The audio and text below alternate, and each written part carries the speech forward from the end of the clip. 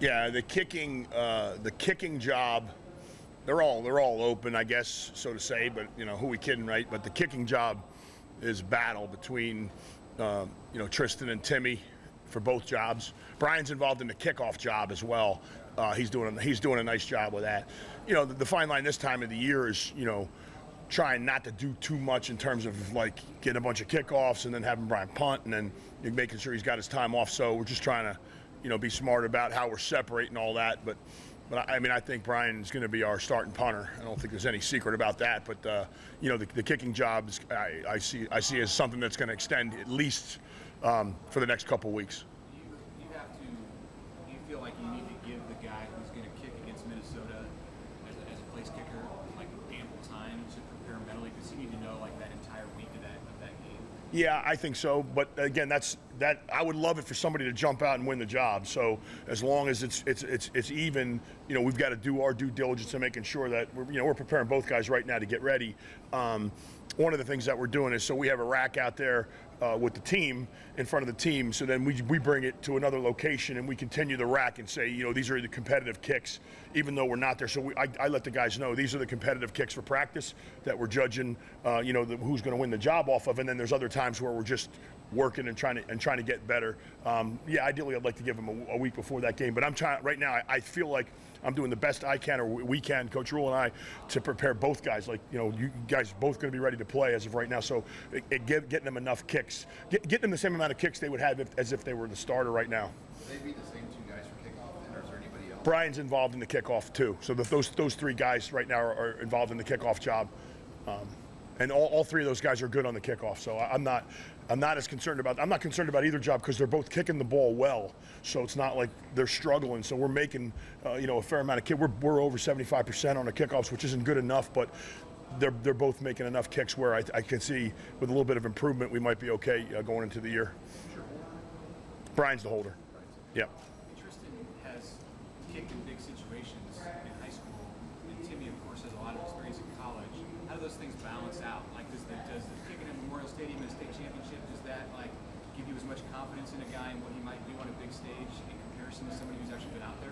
That was recruiting, and now we have an eye on them now. Now it's the competition here. I'm watching exactly what's in front of me now. But in the recruiting process, I think you and I have talked before, Sean, about like making those kicks was really critical for him being here, because I think that's one of the concerns you have with the young guy. I can tell you this, the moment is not too big for Tristan right now. So he's out here right now kicking, and he doesn't look like he's a freshman with a deer in the headlights. And it's great for Timmy. I've been doing this is my 35th year coaching college football, and very few years has intense competition at any position, whether I was coaching the O-line or tight ends or now special teams.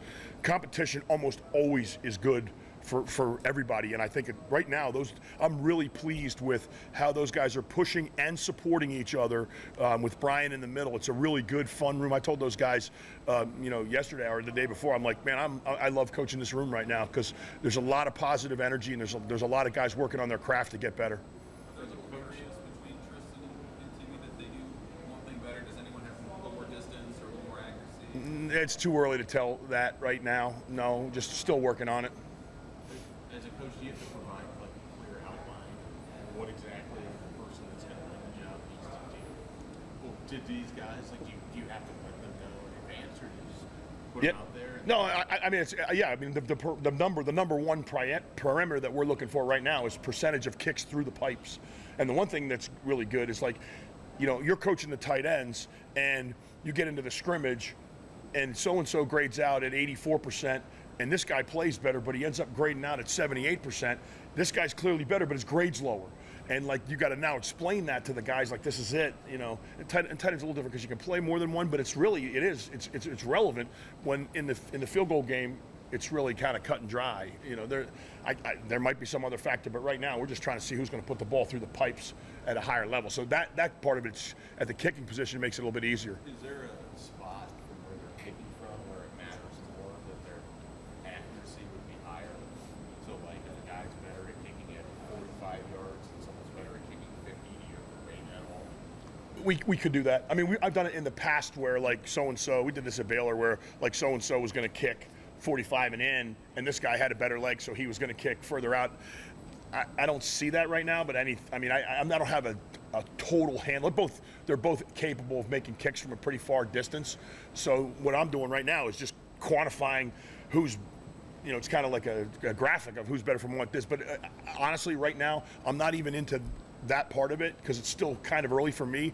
I'm just collecting data, and I'm just trying to collect data and see who's making more kicks from whatever distance it is.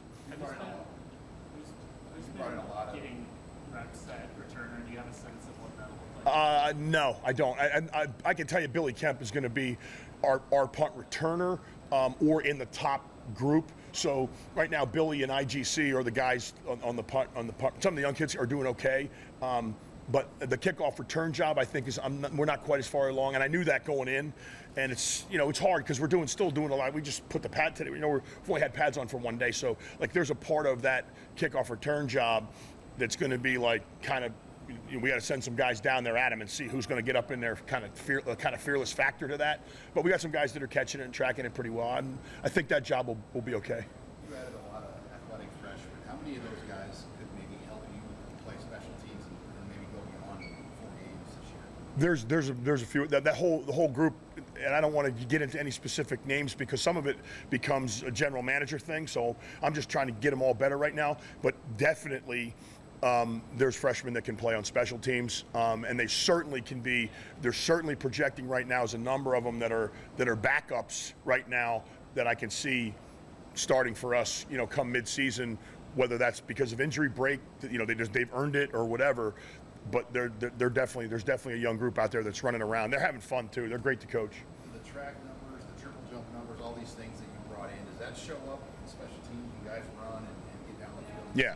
Yeah, absolutely. The speed and the high speed, I call it high speed decision making, right? But you can't have high speed decision making if you don't have high speed. So we have some guys with high speed right now that really are learning very quickly, but are getting down the field very, very fast, and that's good to see. Do you have an impression of feedback from players about how tough camp has been, or if it's different than what they've had in previous years? No. I don't ask them that. Like, I'm not one of these guys that's like, how are your legs today? Or like, and that's just me. Somebody else might be able to give you some better feedback on that. I've heard some things along the lines of, hey, it's great to work on this. Like, we didn't work on this.